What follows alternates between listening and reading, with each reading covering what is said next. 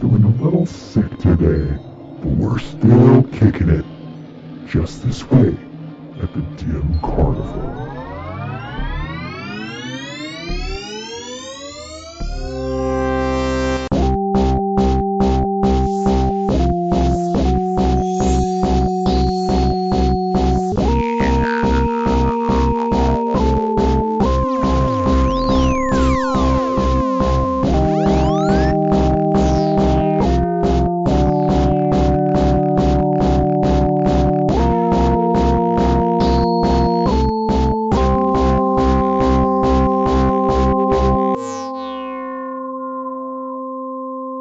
What's up, everybody? Welcome back to the Dim Carnival. This is Bill. I'm Steve. And I'm Ryan. And we're just having a good old time. Thanks to all of you for tuning in again. As this week we will discuss the second half and final half, I guess that's what a second half is, of the Title of Love EP from 1996 by the Insane Clown Posse. We're going to be talking about Stomp, Prom Queen, My Kind of Bitch, and When I Get Out. Yeah. Well, overall, I thought that Title of Love was way more fun than I was expecting it to be, and I was surprised that I knew these songs so well, and I still am not entirely sure how or why. Yeah, that's super weird that you don't remember that. But yeah, I didn't remember. I didn't know almost all of these songs. I had heard the couple, like we talked about last week, that were in Big Money Hustlers. But yeah, I couldn't believe how good these songs were. Yeah, I'll tell you what song I know the least out of all these songs is Stomp. Yeah. I can't say for sure that I have ever heard this song before. If I had, maybe once. Because I know I listened to this record, but I have no recollection of this song at all. And the chorus is stomp, whoop, whoop. So, or when I say stomp, you say whoop, whoop, which is like the most, is that not like the kind of thing that people know most about Juggalos? Is whoop, whoop? Sure. Yes, probably. I feel like that's the thing that is like the generic thing that people know about Juggalos is whoop whoop. Yeah, for sure. And so last week we had the first mention of whoop whoop, and here we have this chant that became the whole thing. And it's really interesting to me because I was trying to figure out when that might have happened, and it's hard for me to know because I was disconnected from the Juggalo culture. I know it was already a thing by the time like Big Money Hustlers was out. When did Big Money Hustlers or Rustlers? Hustlers. Remember what year that came out? It was after I think it was 2000. It was either between Malenko and I think it was after Jekyll Brothers because it was when they were on the island. Yeah, it wasn't out when the gathering of the Juggalos was. It should have been, like we all knew or whatever. I feel like that's what I remember. That we felt like it should have been out.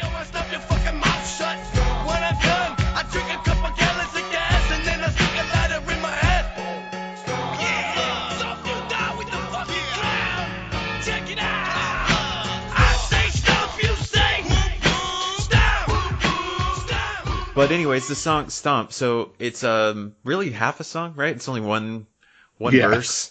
But it starts with the wicked rhymes, wicked times thing from Who Asked You, right? Yeah. But it sounds like he actually is saying wicked clowns. Like it's not. That's what I thought too. Yeah. I told you guys. It's like in this one he actually is saying that though. Wicked clowns. I don't know. It really sounds different to me. Yeah, like that's what I was trying to tell you guys. It sounds like they're saying like clowns. And maybe that's why you had that. You were so strongly feel that way on that song because you're used to hearing it on this one, maybe? I don't know. Maybe. Well, anyways, I feel like this song, I was listening to it and it comes at you like really aggressive. The music is like very antagonistic or whatever. It's like a tense kind of sound. And it made me think of The Amazing Maze. Mm-hmm. It has that same kind of like piano, if that's what it is. I don't know. That like bouncing piano sound. I thought it was interesting that it's called Stomp, but it was about being a firebug, and I guess you stomp out the fires, and like they do say stomp your titties and different things like that. Which there were lots of little like quick one-liners I thought were really funny, like your nuts pop like popcorn and just really goofball stuff like that I really appreciated. But yeah, it was weird that it was short.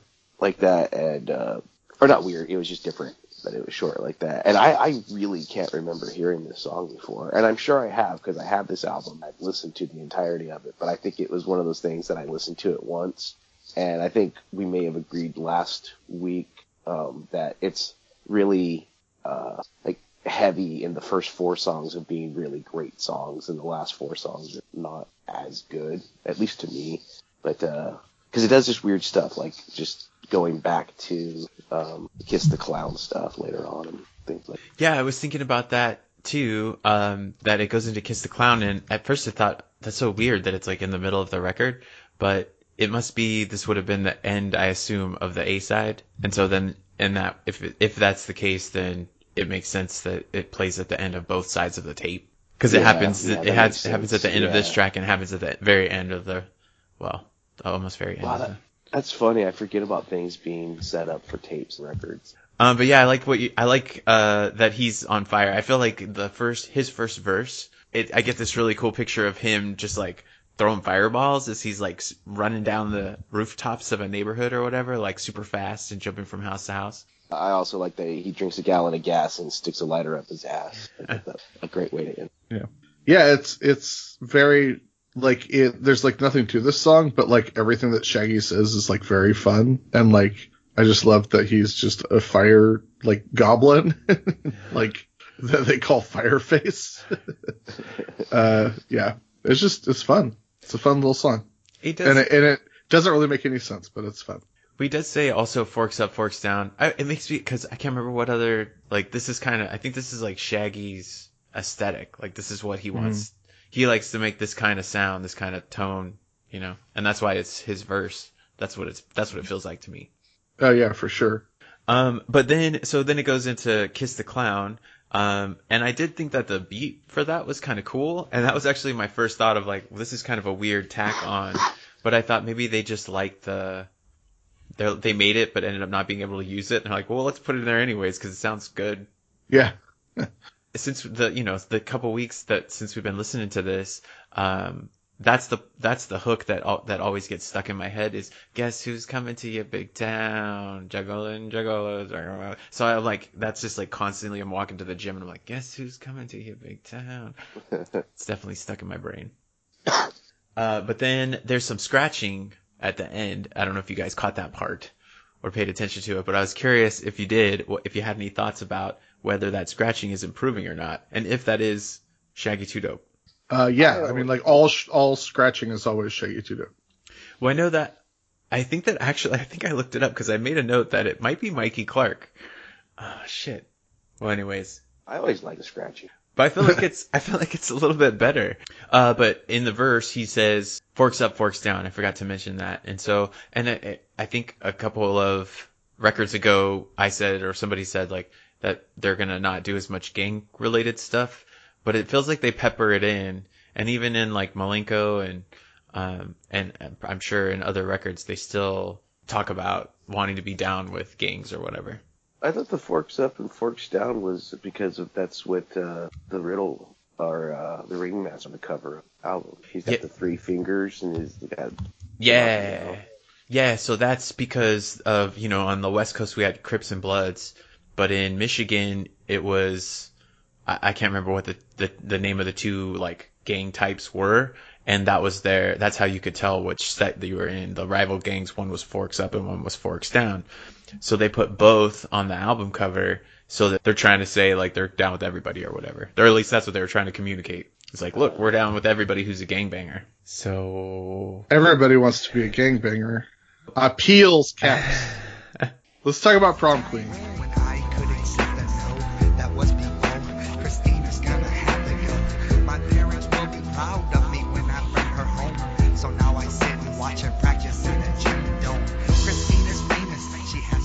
Because Ryan and I were lucky enough to, like, just after we gave ourselves the assignment to listen to this song, we, as you will have heard on our little mini episode, our bonus episode, we went and saw Insane Clown Posse, and they played Prom Queen, which is a nice little surprise. Yeah, and it's not really the most fun kind of subject matter. It's not the most fun song. It's not a very fun song. This song's kind of a downer, you guys. Yeah, Yeah. it's like a ballad version of Who Killed the Cheerleader by the Necromantics. Okay, but I have a question though that I just realized. In the beginning, he said that he gets dressed up for his mom. Or maybe it's just because he's remembering. But at the end of the song, he reveals that his dad has killed his mom, right? Yeah, Strangling yeah. her the same way. Yeah, it's a lot like Toy Box, where the character who's singing the song, their father was a serial killer or somebody, some sort of murderer, and that's how they learned to do their thing. Like the perspective of the person singing the Prom Queen is sort of just like he's trying to make his parents proud by getting a woman or a mate in the same fashion that his parents did. Well, so he says that his mother says that he's very handsome in the present tense, but at the end he said that's how my dad did his mom. So did his dad kill his mom recently? Like during the events within the events of this song? Like that timeline? I think you're thinking about it too hard. Well, I just thought of that because in the beginning, because I was just going to say like, oh yeah, his mom says that he's handsome or whatever. And then I was like, wait a minute, she's supposed to be dead. So I don't know. That just occurred to me. Well, it could be a psycho situation where because he does a crazy leaves her in the person. cellar. Like, so his mom could be down in the cellar. Yeah. She's probably down there. Well, yeah, this song reminded me, well, this song actually predates by like a decade or so. But there's a really good Australian horror movie called The Loved Ones, which is an interesting like subversion of horror tropes. It's about this teenage woman and her father who are like insane murderers, and the daughter wants to get a prom date, but the guy's not interested in her, so she like kidnaps him and like tortures him as their prom and stuff. Like you guys should check this movie out.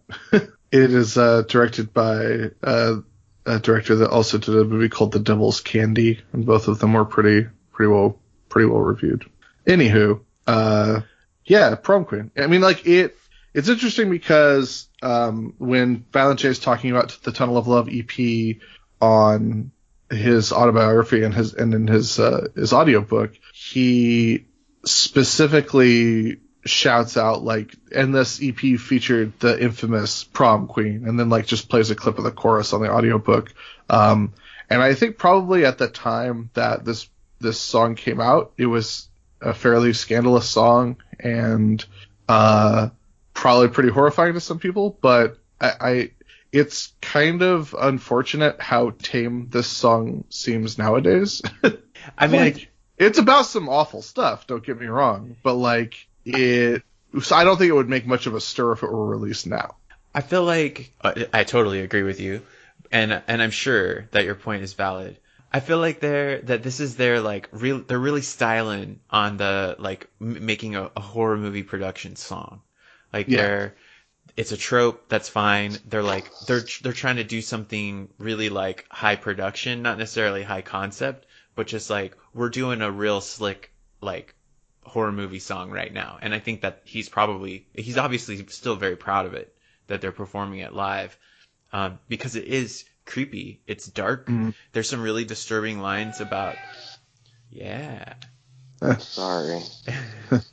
There's some really disturbing lines about him being abused, by his dad, and it's a really dark, heavy song. But there are a couple of funny lines, or lines that I thought were funny, because in another episode, Steve mentioned how they they always lighten the mood somehow, because they're fucking clowns. But there is a 17 reference that after he kills her, he rummages through her purse and finds $17. Mm-hmm. And he goes down to the store, buy a few things, but he gets a Faygo punch because he's got $1 left. Yeah. And it's those little moments where I'm like, there's the Violent J that I like, even in a heavy, depressing probably song, or scary song, there's like a little glimmer of that J that we all like. Mm-hmm. I agree. This one's sort of it's a slower one. It's telling a good story. It's telling a good, it's making a good horror movie. But it's just interesting, like, you can make horror movies all day. I don't know what it is about making horror music that seems so much more insidious to people or feels so much more. Is it maybe just because, like, you're just sitting and listening and, like, you're forced to conjure up your own images? Because, like, it seems like the horrorcore or like when people make like evil music, it always seems to create much more of a stir than a horror movie or like horror novel. Because in a horror novel, you're creating all of it in your mind. You're creating the sounds, you're creating the sights, you're just reading the description. But I don't know what it is that makes music so much more powerful than those other mediums. I think it has something to do with in horror songs, horror music, the bad guys win more. Where in books and the bad guys don't win, or usually don't. Or if they do, it's an insidious, gross thing that makes you feel really awful. Where in a lot of horrorcore rap, you're cheering on the person doing all the bad stuff. You know what I mean? Go ahead. I was going to say, and even if you look at like Friday the 13th and Freddy, people always cheer, they want to see all the gory scenes and then they laugh and all that. They still lose.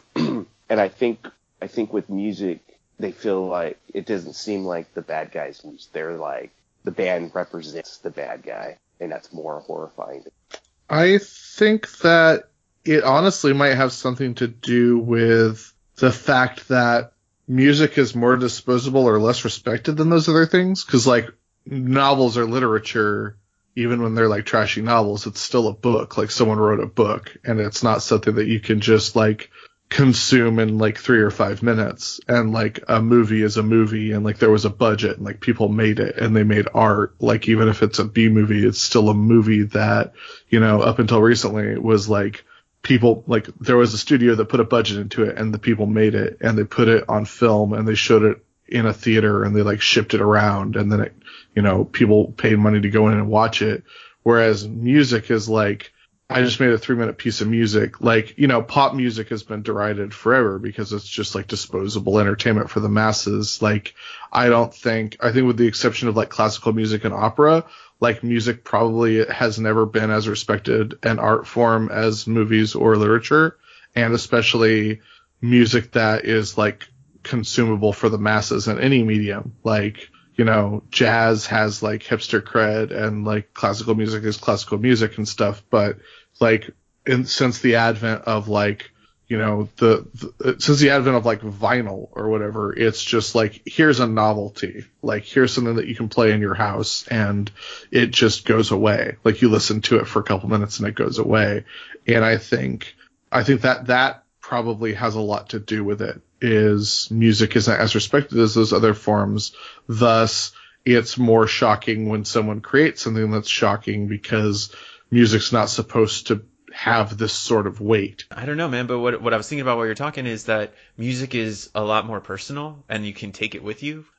So you can it can put you in a space that allows you to continue to operate in your life but still be affected by it. And so maybe that is more like it's like a slow drip, drip, drip.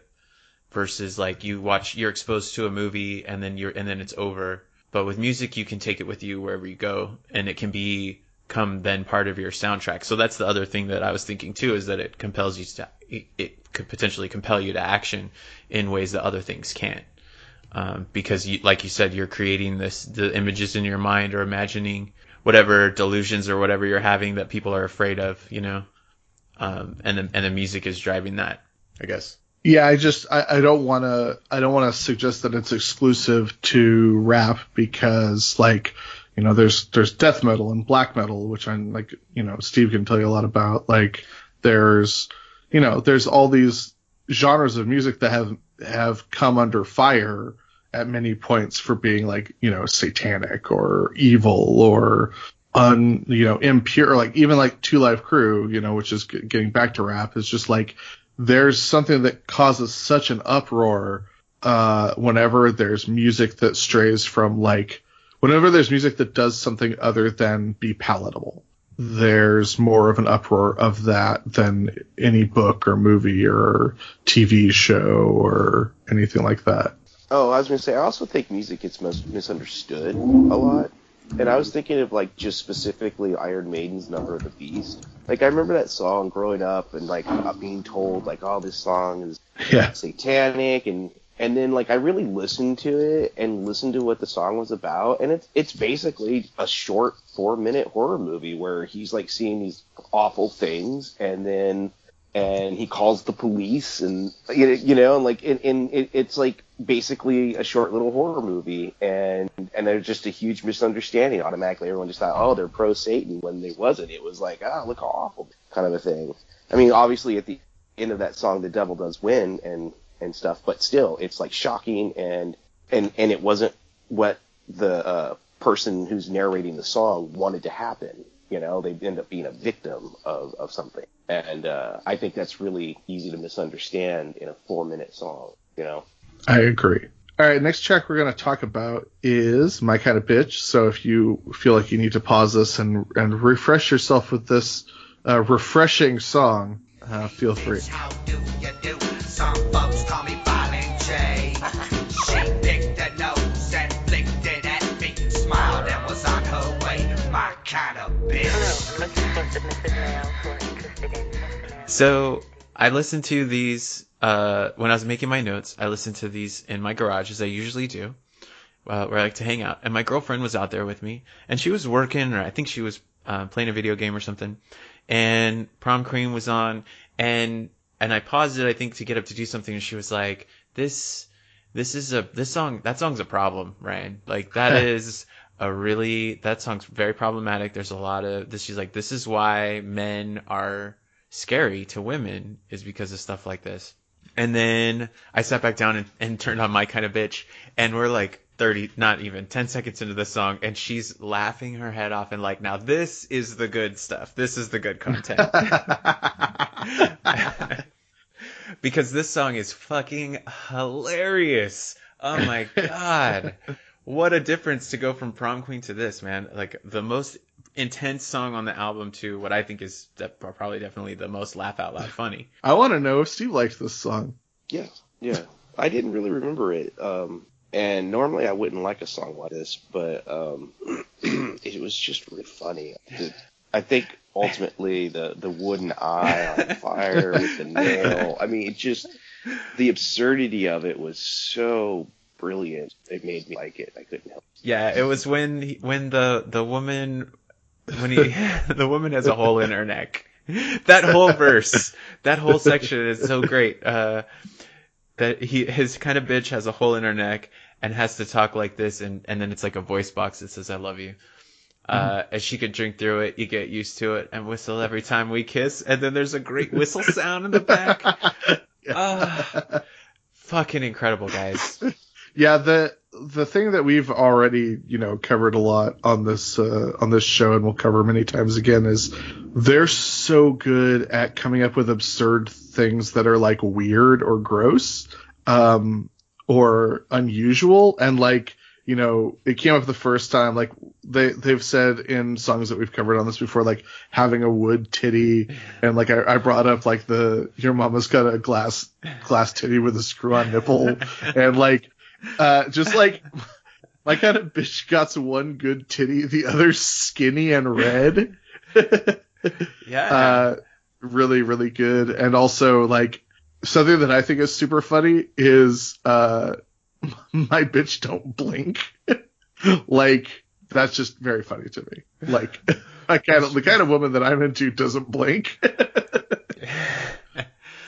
Well, these guys are just really into scuzzy women, is the thing, and they're proud of it. I also like that she doesn't care about her appearance because she's too busy pulling worms out of her butt. Yeah, she flicks a booger at him to flirt with him. I also like just like the way that Shaggy's verse escalates, because it ends with like her ass might droop a bit, but I scoop that loop and fold the flop. And I fuck that pile of shit. Like,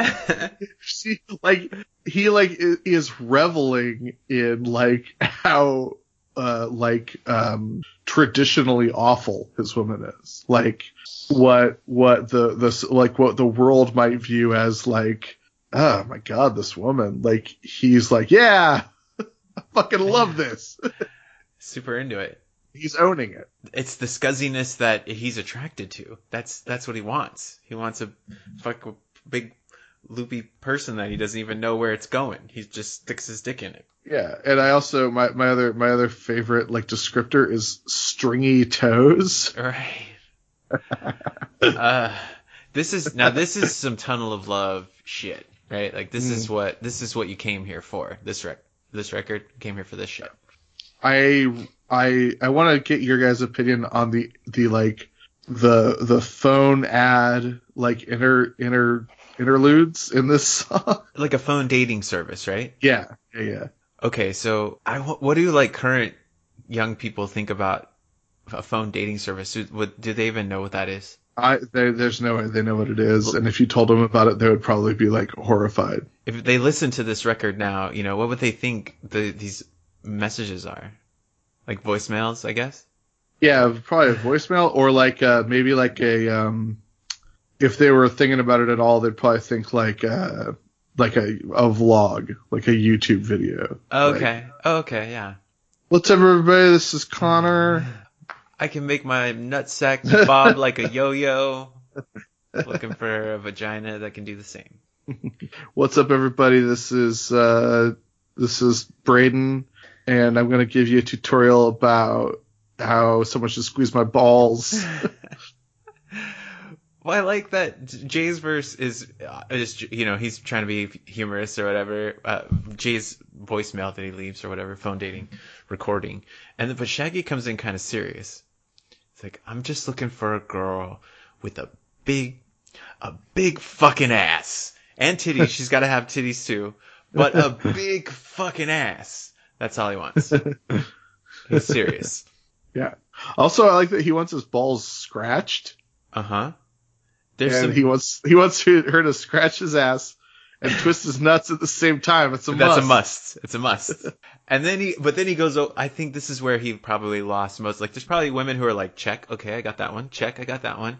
And then, oh, can I stretch my titties and stuff them up my own ass? I'm not sure. It's a special lady who can meet that one. I'll give it a try. I guess I'll give it a try. I'm down to try anything once. But I was trying to think of like what is the most recent like large thing in pop culture that has a similar kind of thing. And maybe it's like Magnolia. Isn't there video dating in that? John C. Reilly does a video dating. Yeah, there is. You hanging in there, Steve? Steve is dying. Steve's gone. Sorry, I muted it. Steve died of consumption, everybody. But I feel like the other thing I have to say about the songs, I feel like the whole music part is built around that slasher, like shriek, the knife, like, wee, wee. I feel like the whole song is built around that. Yeah, probably. Or they got to the studio and Mikey Clark was like, here's the track. This is what it's going to sound like. Yeah. And they're like, cool, man. Let's do it. So what do you say should we get out of here? Well, we should talk about the last song. So if you want to reacquaint yourself with this song, we're going to talk about When I Get Out. When I get out, I'm headed straight to the stove for a big long coat, thing of Faco, and I'ma drink it down to the very end. After that, I eat the bottle that it came in. Cromally, get up. Let's go. It's your lucky day. Like, it's a good, Shaggy's like authority figure, like generic authority figure voice is always a hit for me. Right. It says somewhere it's not quite judge, but it's not quite regular guy. He's somewhere. He's in his constable mode. Yeah, he's like that's like his go-to cop voice, I think for sure. Yeah, it's his go-to cop voice. I just like the idea in this intro skit that every single day they do this. And who knows how long? He's got 4 more years of this. Like they go to the extent of like opening the door for him. Right. Yeah. Well, he's stupid. This is probably. But this is this last track on Tunnel of Love is almost 10 minutes long because it's When I Get Out, and also a thing called You're a Stupid Ass. But we'll talk about When I Get Out to start with, obviously, because it's about the Wicked Clowns who are about to get out of jail. They got 2 weeks left, and they're just sitting rapping back and forth about all the stuff they're going to do when they get out, and it's awesome.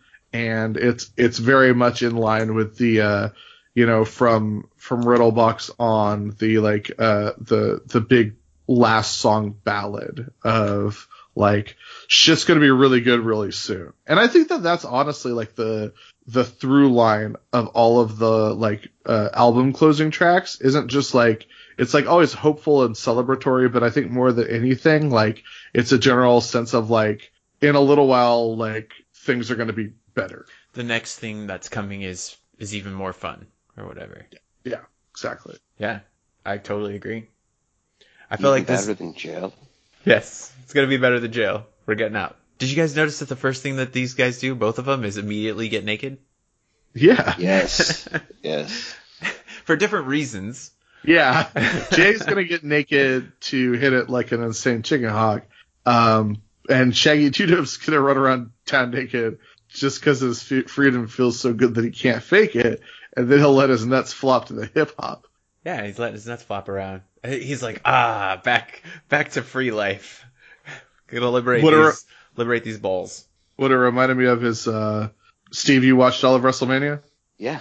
Did you happen to catch after Triple H made his entrance, like when Kurt Angle was making his entrance, like Triple H just started flopping his boobies all around like yes, crazy? Yes. It was just obscene.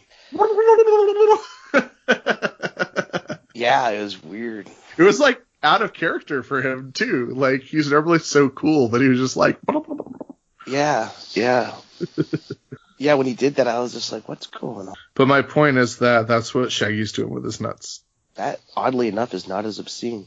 It's true, because the Wicked Clown's testicles historically can do very wondrous things, and they like to show off those things. So we already know. So I think in previous episode we established that ICP is the intellectual property or owner of the Ringu idea. Yes. Right? And I want to suggest that perhaps I think there might have been others that we talked about, but is this the idea that inspired Tracy Morgan's new show? So this isn't a joke. Tracy Morgan has a new show? That's awesome. Yeah, it's called The Last OG. Oh, that rules. I'm excited. Yeah, so it's really funny. I haven't seen it, but I've seen the commercials and it looks great. Sound like HBO or something? No, it's on TBS. What? Very funny. Very funny. Yeah, it's. I watched. They did this weird thing where they had 10-minute like clips of it. It was really confusing, but it was really really good. So anyways. So I was thinking when I wrote that note, I was like, Tracy Morgan and ICP seems like a good collabo. I wonder if they've ever thought about working together. I hope so. I think I think Big Money Thrustas needs to have Tracy Morgan in it. With Astronaut Jones? Yes. Even though Insane Clown Posse can in no way afford Tracy Morgan. I feel like he would just do it. He's always walking around with his shirt off. Like, Insane Clown Posse, let's get pregnant. There's got to already be commentary by Tracy Morgan on ICP. He's got to have a take. It's just really interesting as we go through this stuff. Like, it's almost like a Simpsons did it sort of situation where it's like, oh, Insane Clown Posse like invented a bunch of stuff. Like they were super ahead of their times. Like, yeah. Like we could probably compile a thing like when we're all the way through this project of like, here's all the things that Insane Clown Posse did before anybody else thought to do them. But we probably won't. But I love When I Get Out, and I really love he's gonna go to his mom's house, and even if she cooks him a cinder block, he's gonna chew it on up to the last rock, and the sound effects are very good at that point. Yeah, I feel the whole song is kind of a good time. You know, it just makes you feel like it's a feel good song. Makes you feel good. Yeah. Yeah, and it turns into the thing that we're used to, which is the chant, the outgoing, repetitious chant.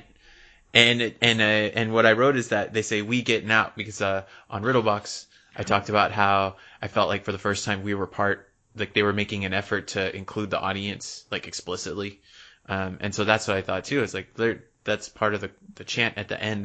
They want the audience to be part of it, you know. Yeah, absolutely. It's cool. Even if Shaggy's fucking Rachel, it's still gonna be a good time. He's so excited to drink the Faygo that he eats the bottle after. Yeah. And then I ate the bag. Did you guys catch the reference to Budzin? No. So, I don't even know what Budzin is. So the Shaggy says, when I get out, I'm back to the good life. Don't sweat me, Officer Barney Fife. When I was in the pen, I seen your cop friend Budzin. Walter Budzin was one of the police convicted for the unlawful death of Malice Green in Detroit in 1992. And Malice Green is also, it might be Malice, but that person who died, this guy who died after being assaulted by Detroit police officers, Budzin actually went to jail for this, which is like sort of unprecedented that like a cop went to jail for killing someone. Right, it doesn't happen often. Yeah, no, but the death of Green is also referenced in the Pearl Jam's album Versus. There's a clip there's a thing in the liner notes about that case. So Pearl Jam and ICP are on the same wavelength there. They can go together. Yes, they can. But that's just wild, interesting. Man. Well, that's some pretty like I mean, it's their neighborhood, so they knew what was going on. Does anyone have any further notes on I'm Getting Out before we get to You're a Stupid Ass? Is there a place where have you guys found anywhere that I can view the lyrics? I haven't been able to find the lyrics to the telephone part. No, I don't believe there are lyrics to it. But again, this is for whatever reason, this You're Getting Out and You're a Stupid Ass are a track that I know so well that I knew all the different bits on this. So this is something that like when Steve first introduced me to the Great Malenko, the idea of like, oh, they have like these hidden things and these like, secret telephone numbers to call was already a big part of the mythos of Insane Clown Posse. So this number had to have been called like a whole bunch of times. And it's not like it's tough to figure out what this phone number is, but it's more effort than just giving you a secret telephone number. Well, this telephone number was called by me just a couple of days ago. So oh hell yes. I assume they're going to be getting phone calls. This number is going to be getting phone calls intermittently for the rest of time. Please tell me it still works. I'm sad to report it doesn't work. It doesn't work. It sounds like it goes to a disconnected cell phone because it says the user for this number is not available at this time or whatever. And then it goes wah wah wah wah doo doo doo. No, unfortunately, man, it doesn't go anywhere. But I was curious how long they might have left it up for. I don't think it would. Knowing these guys, I don't think it would have. And this time period, I don't think it would have been up for very long. Yeah. But I just want to know your guys' favorite parts of it. So for those of you who may not have listened to it, it's a sort of set up as a game show that has different skits in it, as I guess game shows do, where they're presenting if you don't want to be a stupid ass, you got to figure out this phone number. And then, I guess maybe it's like Let's Make a Deal. I guess there's kind of like skits on Let's Make a Deal. Right, like behind each curtain. Yeah.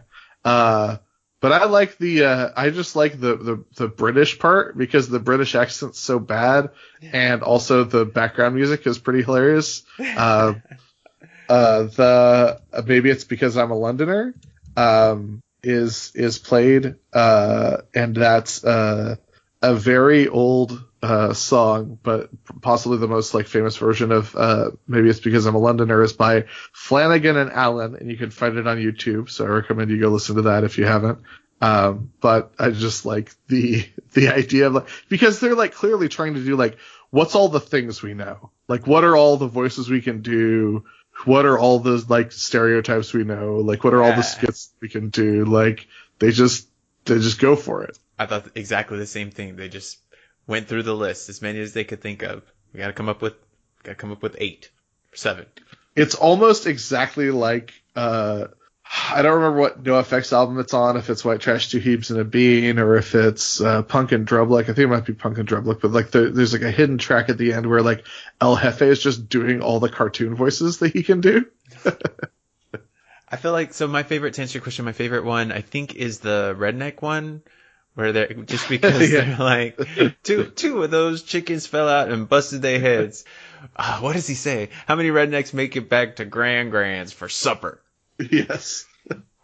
And I also like that, obviously, because it anytime they do a redneck voice, it either reminds me of the skit of Chicken Hunting from the Wicked Clowns, or it reminds me of I like my chili hot. Even though that's not Insane Clown Posse, it's the Jerky Boys, it still is a good memory. Yeah. He says in one of them, he mentions the girl from Letters to Cleo. So is this the first, because I know it happens later, is this the first mention of the woman from Letters to Cleo? It is absolutely the first mention of the woman from Letters to Cleo, with whom Violet J will be obsessed for several years to come. And maybe at the time I would have known better, but for a long time, or just in the last couple weeks listening to this, I thought the person from Letters to Cleo, I confused it with the Sneaker Pimps. I think I always thought that that's who he had a crush on, was the Sneaker Pimps lady. No, those are two different things. But he does mention her in another song. Oh, really? Sneaker Pimps Girl. Yeah. Maybe that's why. Sneaker Pimps Girl, I'd fuck her in a minute. You can live to impress and fresh. Bitch. I don't care. I'm trying to think of what song it is. I have to say it all. Fuck everybody out there. Yeah, bounce, Goot Loonies. I can't think of the song. It's on one of the bazaars. Yeah, it's on a bazaar. Okay, so maybe I'm just confusing that then. Well, in any case, I had no idea. I had to look up, which I don't even know. I couldn't even think of what she looked like. Juggalo Paradise. That's the song I was just singing. Wow, dude. I have not heard that song in a very long time. Looking forward to listening to that eventually. Yeah, I actually just kind of rediscovered. I was listening to the bazaars, and I was always like, there's a song on here that I really love, and I can't remember what it was. And I would always see Juggalo Paradise and think, that's not it. And then I listened to it, and I was all, this is it. I love that song. I can't believe we didn't mention that. The host is Bink Chipperwink, or whatever his name is. Oh, yeah. And Bill had asked if we were ever going to see him again from Joker's Wild. And here he is on the next album. I feel vindicated. He lives on in the community. I also like that he has moved from he has more than one job as a host of a game show, but the two shows that he hosts are pretty different from one another. Sure. One's about murdering people. It's true. All right. Well, thanks to everybody for listening. We know it was a little bit of a short, light content week this week, but we will be back next week with, the beginning of the granddaddy of them all, honestly. We're going to start talking about the Great Malenko, and I don't think we could possibly be more excited about it. All right, so next week we will do intro, Great Malenko, Hocus Pocus, and Piggy Pie off of Great Malenko. It's most likely the version you're going to find on Spotify, because there's a bunch of different versions of this. Famously, there's two versions, which, one was on Hollywood Records, and then there was another one that was on Island, with 2 additional tracks put back on it. But we'll talk about all that in the weeks to come. We're very excited to get to Great Malenko. We're excited to have some guests start popping up on this podcast. And if you can think of anyone that you would like to suggest to be part of the Malenko series, by all means, toss that name at us, and we'll try and get it set up. Email us at dimcarnival@gmail.com. Check out Instagram and Twitter at dimcarnival. Is there anything else you want me to add this week, anybody? Nah.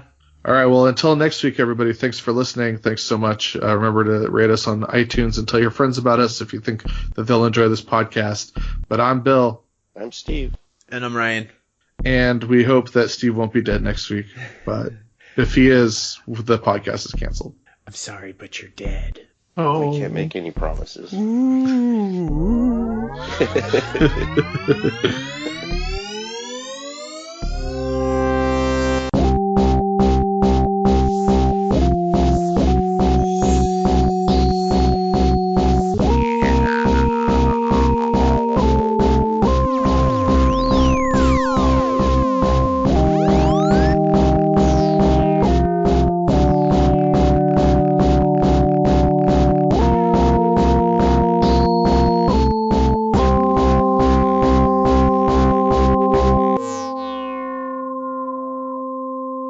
As opposed to the cold crevasse that is the man's ass. Ice cold ass.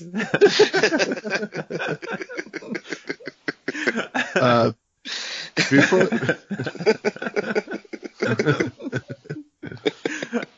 Papa opened a cold case of ass.